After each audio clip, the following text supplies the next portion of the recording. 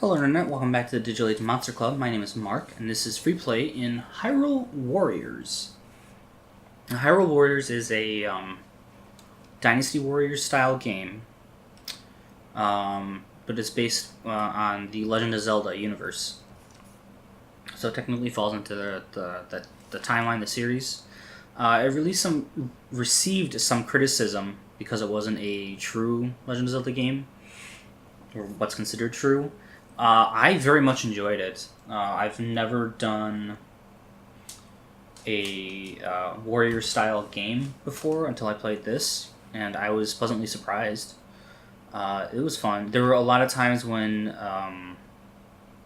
the game was too much. What it was trying to get me to do was just too much. But I've enjoyed it. I spent a lot of time in it. But I figured I'd come back to it since I do fairly well. But just to showcase some of the stuff you can do, first start with the Bazaar. I'm going here. You got all these characters you can choose from, who all received some pretty interesting costume updates, or outfit updates, a lot of them. Link got a scarf in this one, and his eyebrow eyelash game was on point. Zelda looks more regal than ever, and they increased the size of her bosom, which is not good, not bad. It's just okay. They added in additional characters. They got Linkle, who's never once before appeared in Legend of Zelda game, along with Sia, who was the main antagonist for the first part, Volga and Wizro, who were actually really cool additions to the villain lineup. And then they brought in, damn it, there we go, Lana, who was a additional hero, and she plays a big role in the story. And then for the DLC, you had there's Linkle, Toon Link, Medley, Marin, Toon Zelda, Ravio, and Yuga.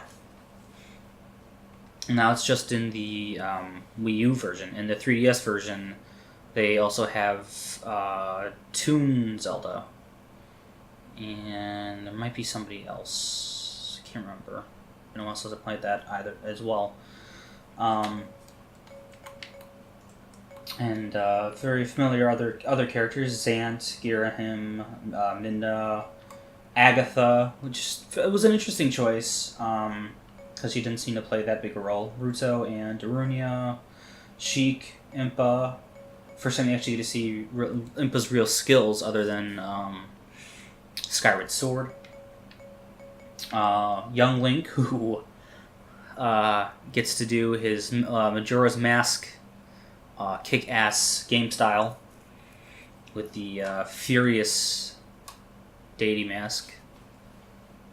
So it was great fun leveling him up and using his skills. Tingle, Fee, and then this actually is, I think, my favorite iteration of Ganondorf. He looks physically strong. He has a very commanding presence just from how he moves in the game. But his attitude is just like pure mad. Like this will all be mine, or there will be nothing left. Kind of personality. He's like, I will burn the world, or I will rule the world, or I will burn it to the ground myself. So I absolutely loved it. But then that's just the character selection, so we'll select Link. And you got the badge market here in the Bazaar, which is divided into 3 sections: attack badge, defense badge, and assist badge. And they all play different roles, and they have different rankings. So these here are all bronze. Pardon me. Then you got a silver, and you got a gold.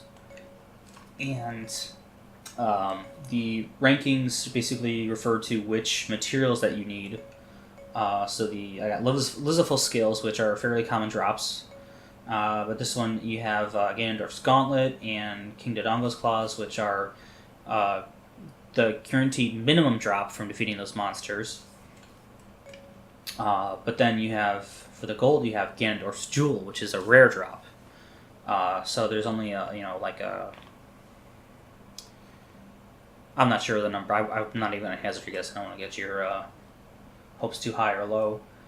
I think the drop rates were there's a few things in this game that turned me off from it, but eventually, the amount of material needed was a little ridiculous. The rupee cost system was unfortunate.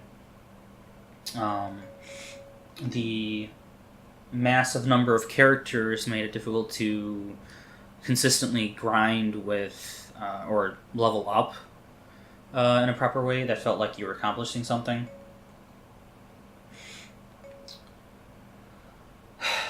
I'll go back to that in a second. The defense badges, the attack badges modify. You start with combos you can do, and then you can do better damage to characters that have the guard up, the weak point gauge, the focus spirit, the special attack gauge, different weapons. And then defense, you got extra potions, lesson damage from first hits taken, healing effect from hearts, and then reduces damage on elemental stages. Assist badges. The big one here is the process of taking keeps. That was the big one. Then you also have the duration of power-ups, which give you in the Wii U version it's bomb, arrow, boomerang, and hook shot. And they all serve their purpose. The items are mostly used for either defeating bosses or clearing obstacles. So, not terrible. Then Training Dojo, basically, the maximum level, let me say that again. The highest level of your characters, of all your characters, so if, say Link was my highest level character at 120 or so, I could train every other character all the way up to that level, so long as I paid the rupee cost.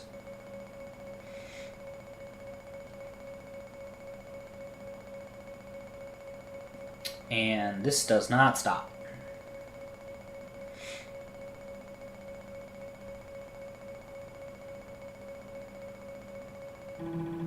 Until 255. So yeah. One would think that going from a strength of 50 to 1,555 would be a noticeable difference in fighting, considering that the original cap was, I think, at 100. Then they upped it to 250, and then they upped it to 255. I don't know why they just stopped at 255.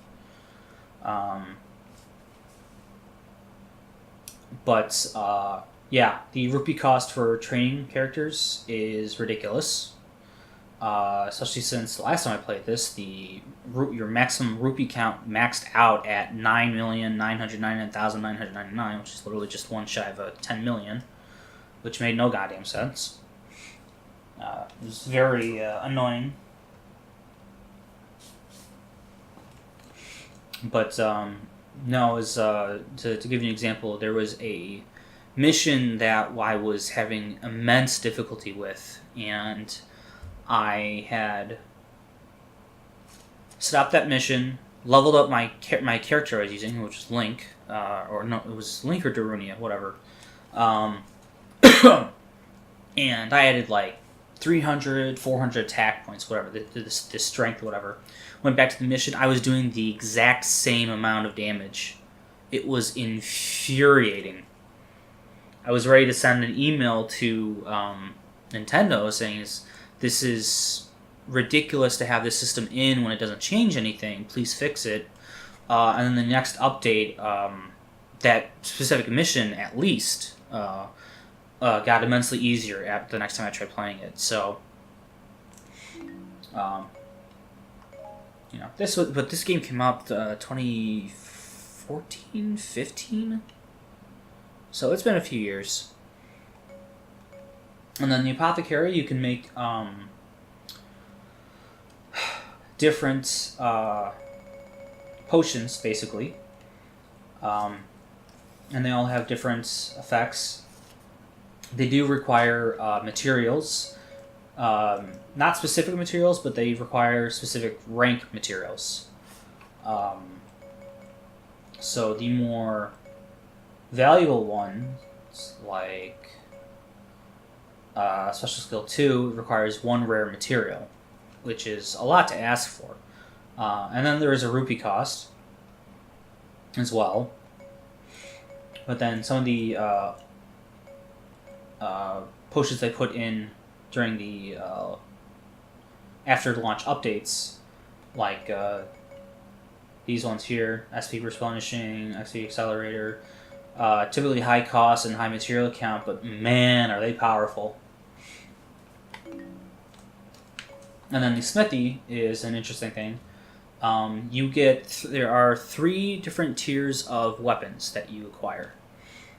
So, give you an idea. Highland Sword, you start out with the white sword. No. Hang on. No, you start out with the trainee sword, I think it is. And then you get the white sword. And then you get the magical sword, something like that. And the higher the tier, the more stars it has, the more powerful, the more damage it does. So, 4 stars is, well, on a sorry, let me say it again. Depending on what tier it is. So if it's tier 2, the Prism Rod is tier 2. 2 stars does 180 damage, but 3 stars does 195 damage. And applies to all 3 tiers. So my Magical Rod at 3 stars does 364 damage, but a 5-star Magical Rod would do 420 damage.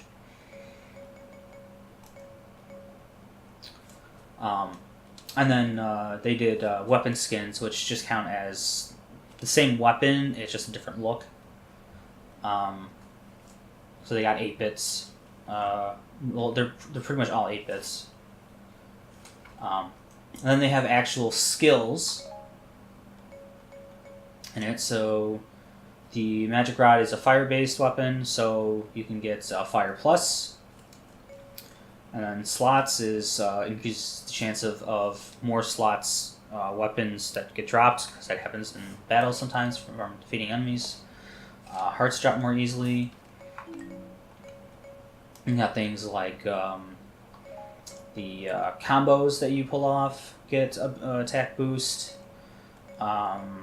Special attack up, 1-hit kill, special gauge, materials, rupees, experience, stars are the weapons that you're using. And then they also put in sealed skills. Now, most of the sealed skills are actually very powerful things. So one of those is actually this 1-hit kill here that I got from, you have to use the weapon and defeat, like for this one I'd have to kill 4,000 enemies to unlock that skill. Now, that's 2 or 3 good games, honestly. So that was one of the things that put me off the game, is because, it's just item after item after item, or weapon after weapon. You just start collecting, and they've all got sealed skills, and you can't get rid of them until you seal the skill, or unseal it, or unlock it. So it became very annoying after a while.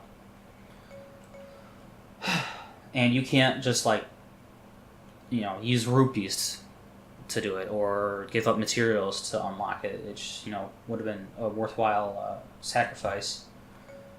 You couldn't just put the game in a training mode session and turn it off and then come back to it and this weapon's been unlocked, this one's been unlocked.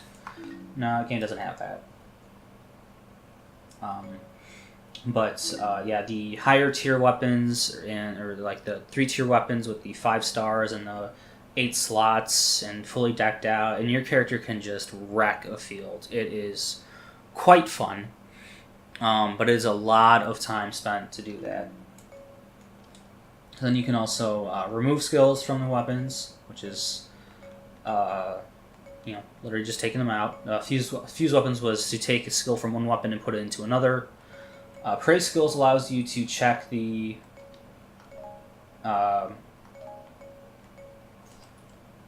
you find out what skill this sealed one is. It's basically 10 times the rupee cost is 10 times the kill count. So it's not really a great trade-off. It should have been a lot less than that, because then you can figure out which weapons you want to waste your time or spend your time on. Otherwise, you can just sell them, because if you have more than 10 weapons in your collection, if I got an 11th magic rod in this, I'd have to get rid of at least one in order to keep playing. But I can have 10 swords, 10 rods, 10 fairies, 10 gauntlets. I just can't have an 11th one of any of those weapons. And then of course you can sell them straight here from right here, which their value goes up with more skills, the higher stars, higher tiers, so that kind of stuff. And that's just the bazaar. So then we have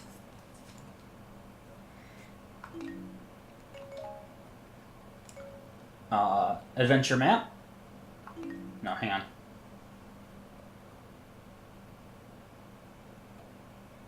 Sorry. We have legend mode, which is the campaign, but it is you cannot use characters other than what the game gives you in that. Free mode is you can use any character in any level, regardless of whether or not they're supposed to be there. Challenge mode is a bunch of different challenges that you can try and overcome. Test your skill, test your mettle, test your characters, test your weapons. Gallery, in the game you can kill gold sculptures, which drop puzzle pieces, which unlock a mural, and they're all illustrations. So one of them was a look at, or this picture here of all the bosses in this game, which are some iconic ones from the series. So you got that 4-headed plant in the corner is Manhandla. Above that is Argarok from Twilight Princess. And of course you got Ganon, beast form, in the middle. Then you have the Imprisoned from Skyward Sword, that absurd amount of teeth monster with the pillar on the top of his head, the white pillar with the black scales. Then below him you've got King Dodongo, and then right behind King Dodongo you've got Goma. So a lot of nods to the series, especially considering that the main story encompasses its own universe, and then you get a chance to play in Twilight Princess, Skyward Sword, and Ocarina of Time. So plenty of references and a few dialogue choices even. And visits from a few recognizable characters and recognizable scenes. There's one when you actually face the Argarok in the story mode, when you call upon a great fairy and something happened I did not expect. But it was quite welcome. And then of course you have, not of course, but you have a medal list here, which is basically just a collection of challenges. And So you got things like defeat 1,000 more enemies in one battle, defeats 100,000 enemies in total, acquired 1,000,000 rupees, acquired cut 1,000 more clumps of grass. And then there's stuff for managed to get defeated by Kuko. Kuko. Raise a warrior to level 150, collect 999 of a single type of material, 100 amiibo presents. You can actually use amiibos in this game. Legend of Zelda themed characters, I believe just the main ones though. So Ganondorf, Zelda, and Link will give you weapons for those characters. Anything else will just give you, I believe it's rupees and materials, or maybe it's just rupees. So if you use like Charizard or Mega Man or whatever, you don't get really anything that great, but kind of helpful. And then music player. I wish I had the music on right now, but I don't want any kind of copyright law against this video. The music in this game was spectacular. A lot of remixes, a lot of familiar tunes, but every one of them reflected the atmosphere of the battle that you were doing, along with the location you were in. It was great. Great fun.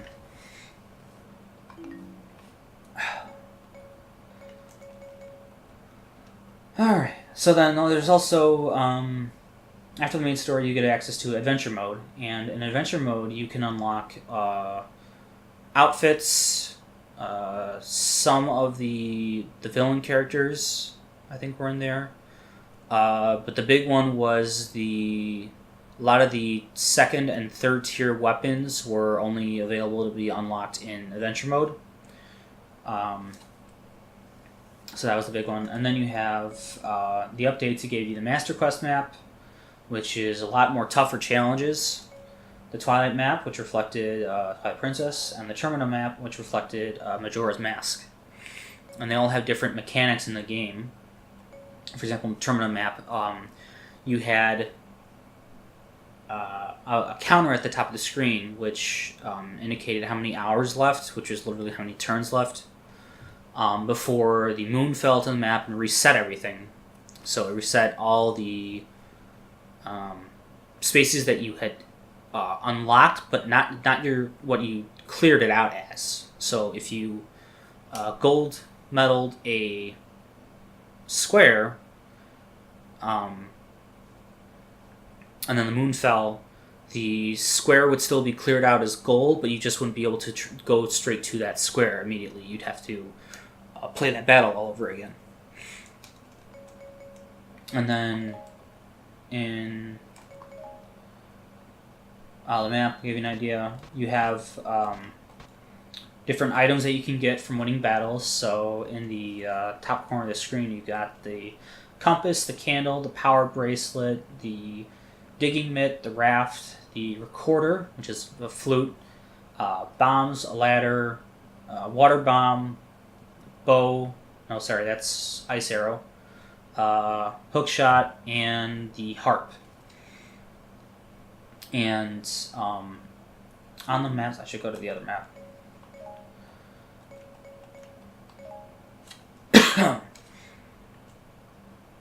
Each of those items can be used to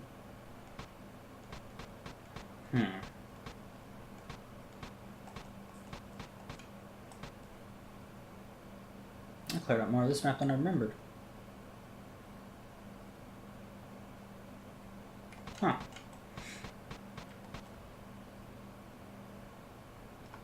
Okay, let me do this map.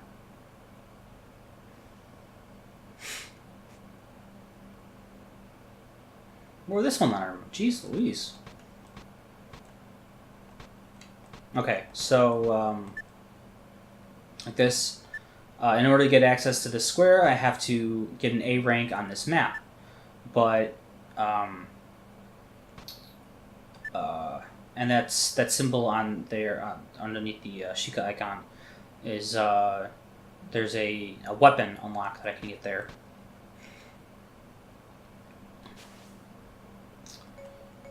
And so you would use for using the items is if you win a battle, some of the battles will give you items, and they'll disappear from being available for a little while, typically like five battles or so, and then you can get it again. And then you would select an item, and then you would use it on something in the map. Now the compass comes in handy because it'll point out what you're supposed to be using it on, and especially if it's like trying to bomb a wall. Well, you can bomb technically every space on the map, but that's 40, 50, 60 squares maybe of that. So the compass points out exactly what you need to be doing, and then you can come back later and take care of that. And each item has its purpose. Bombs destroy boulders and walls. Ice arrows put out rings of fire. The compass tells you where you're supposed to be using items. The masks all have a purpose in this.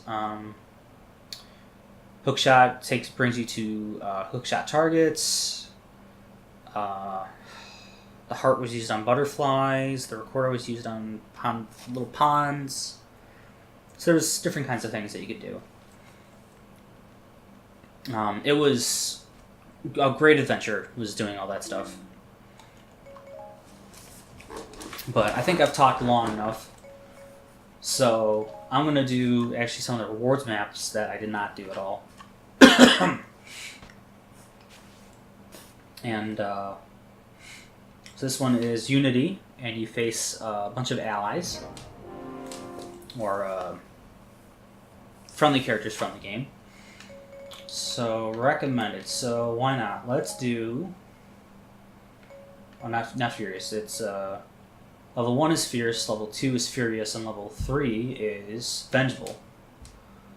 So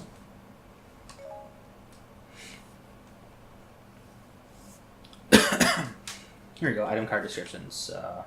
Candle used on trees, bomb used on walls, ladder used across single space of water, power bracelet on heavy rocks for tombstones, water bomb on submerged rocks, digging mitts on soft earth, ice arrow on circle flames, raft on piers to cross opposite shores, hook shot to distant targets, recorder on small bodies of water, and got terps on butterflies.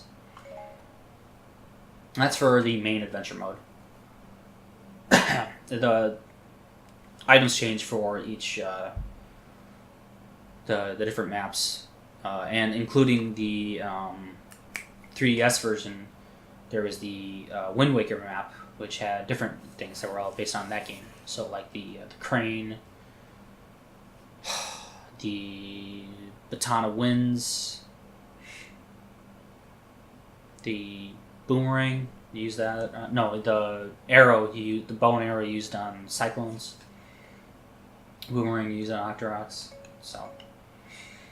So before you start the match, you get access to current status of all your characters. Well, you can do that, and you can pause the game and you can take a look at what's going on, and then lets you know what warrior you're using, what skills he has, what badges, what sculpturas you have on the map, combos you have available.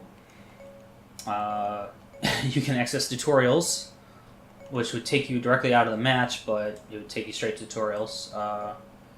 Settings, background music, or battle game music, whichever one that is. Return to map would take you out of the battle, starts the battle. Big one here is battlefield info, which it tells you the status of all your characters. So the characters that I can control is just young Link here. In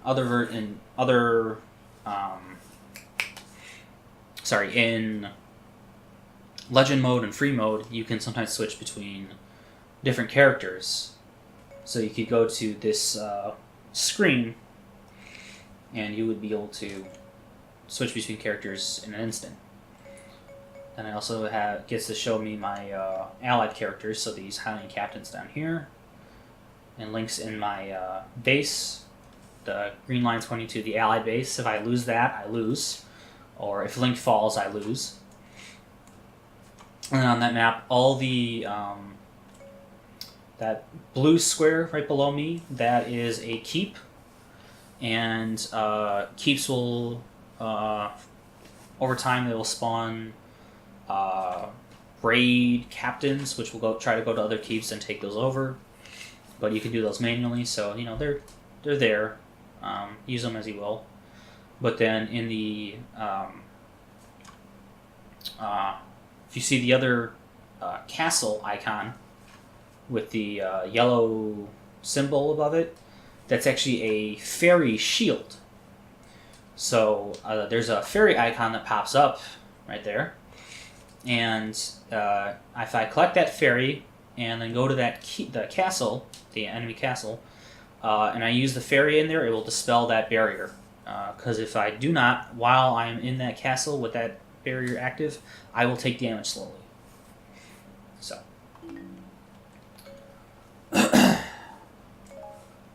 Oops.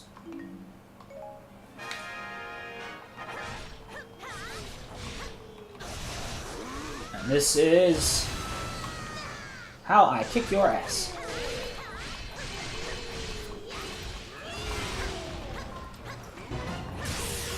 That was a weak point gauge that just showed up. Hitting a character that has a weak point gauge showed up allows you to pull off a more powerful attack, I guess is a better way of saying it. It does more specific damage, target damage.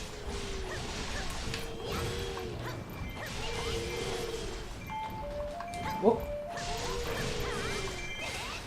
So young Link has the ability to turn his special gauge into magic power. I'm just kind of grinding these guys out, but I need to go down here before I break into the castle and kill all my soldiers. Alright. So I'm going to use a special here. So each character has a different special.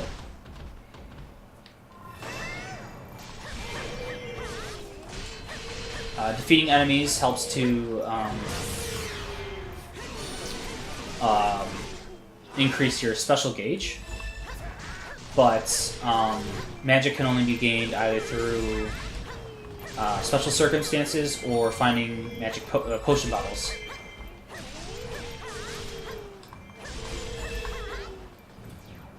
Alright, so I'm gonna go deal with that. There we go.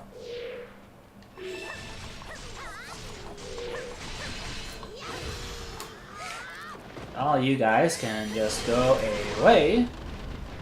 Wonderful.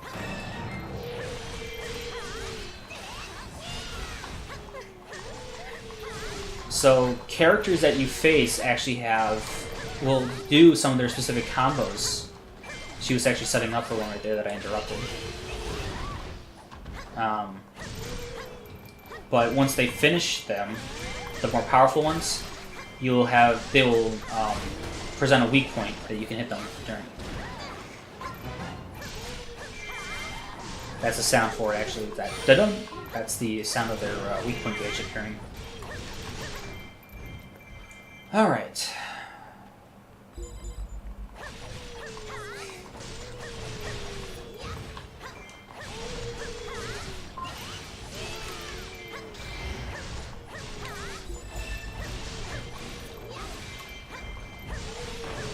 Okay, take you guys out. And then the keep boss appears, so I beat him, and this keep comes under my control. And these are raid captains, and you want to deal with them at some point.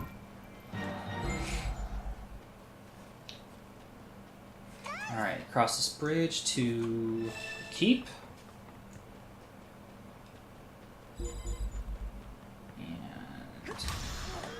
Whoops. Ah, right behind me. There you go. Oh. So, I'm dodging rather than guarding because I've actually found that to be more, better, faster, or it's the better way of dealing with avoiding attacks rather than just guarding. Because if you guard, you can still take damage. But if you dodge properly, you can avoid it entirely.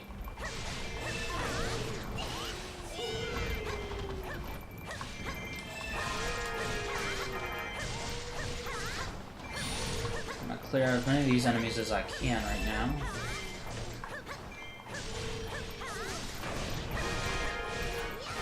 Ah, there's a lot of you in here.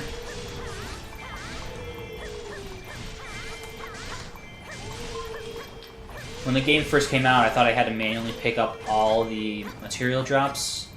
Turns out you don't. The game is nice enough to give it to you at the end of the fight, so very helpful for beating levels at speed. Because there's a to get your rank up, you have to stay under a certain amount of damage. Complete the match in a certain time limit, which is typically about 12 to 15 minutes or so. And you have to defeat typically about 1,200 enemies.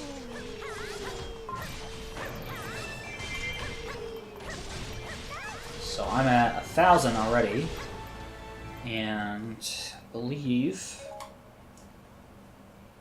on my gamepad there will be all the notifications about the battle that's going on, but in the pause screen it will show my damage taken, which each 100 points is a quarter of a heart, and of course my elapsed time, so I'm at 5 minutes, so I'm well ahead of what I need to be to get the A rank, the gold medal on it. So I'm gonna go ahead, go this way.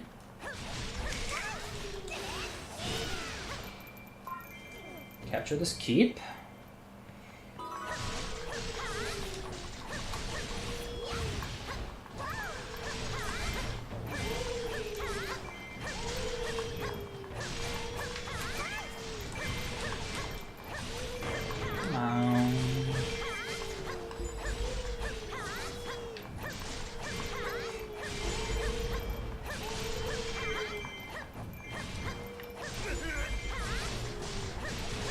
There you are. Alright. I'll help out that captain real quick.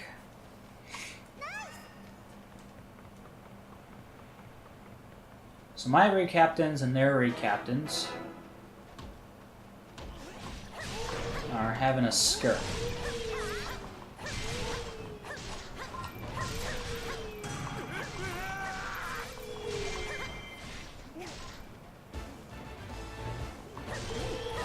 And by stepping in that green circle right there, I just healed my commanders.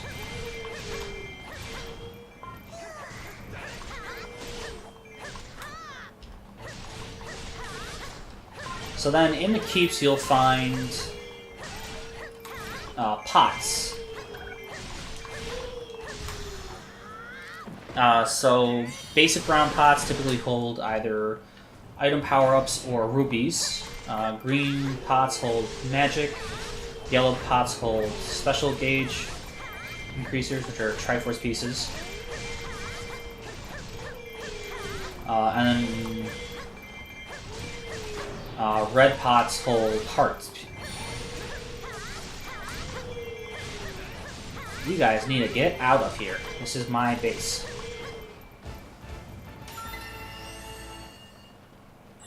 So that's a power-up, or a special gauge piece. That's magic.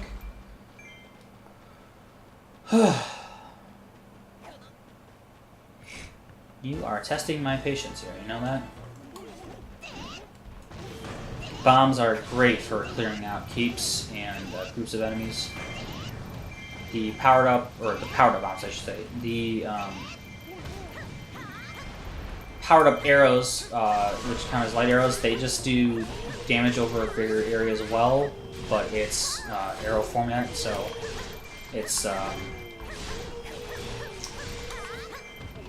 it'll shoot 5 arrows in a line straight out from you. So that's that. There are 2 types of grunt enemies. There are melee and ranged. The Gorons that were holding the rocks were the ranged ones, and the ones that had the armor on were melees. Okay. Now, for real, finally on my way.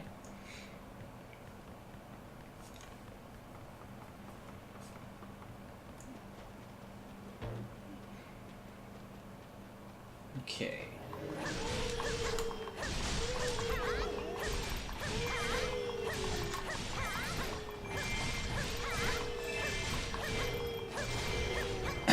By hitting the bomb flowers that some keeps have, you can actually set them all off, and in doing so you can do some pretty massive damage to any enemies that might be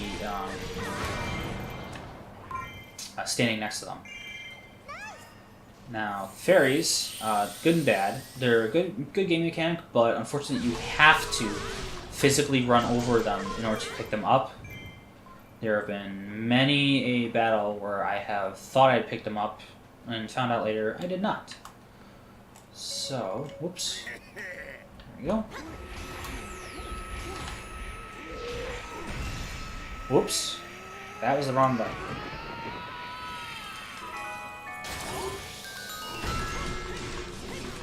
So this is my magic activated, which is special, or not special.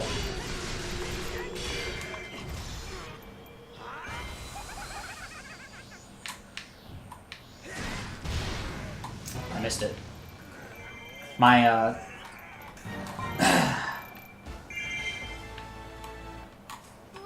so by activating your special or the magic gauge, you have a time period where you move faster and deal more damage. And by getting a certain number of kills during that time period, you get certain bonuses. So, rupees, experience, weapons, material drops, and then every time you do get one of those boosts, you also get a slight increase to your magic gauge, which gives you a little more time with it. While in that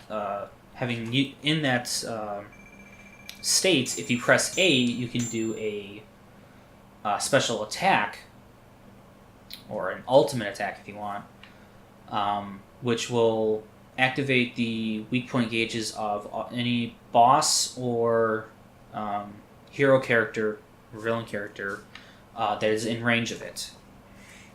So mine with Link here, young Link, while he's doing that Fierce Deity thing, he calls down the Cursed Moon and cuts it in half with his sword, and it does massive damage to the area. So that was that battle, and my basic bonus of clearing it is 35,000 rupees. Then I get additional rupees for the number of KOs, the clear time, the damage taken. Then it gave me 39,000, or is it an additional 39,000? I don't remember. No, it's 39,000. Yeah, it's 35,000 plus those 3 numbers, which gives me my gold medal, A rank. And then I got these item drops, materials. And that's pretty much the game, right there. I very much enjoyed it. I unfortunately played so much of it in a short time that I just became immune, and I also wore myself out on the game mechanics. So the grind for rupees, the grind for materials, the grind for weapons, the grind for higher tier weapons, clearing out all the spaces, getting all the heart pieces, heart containers, gold sculptulas, everything in the game eventually just wore down on me, and then I just put it down and never picked it back up again. But I do love this game. I love almost every single Legend of Zelda game I think I've ever played. But this one can actually be done co-op. I've yet to do it myself. But there are some instances, I'll go back and show you.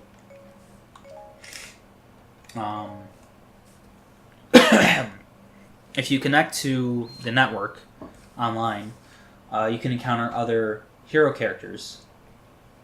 This is whatever his name is, and by doing this battle with his character on there, you get I think it's a special bonus for completing the battle.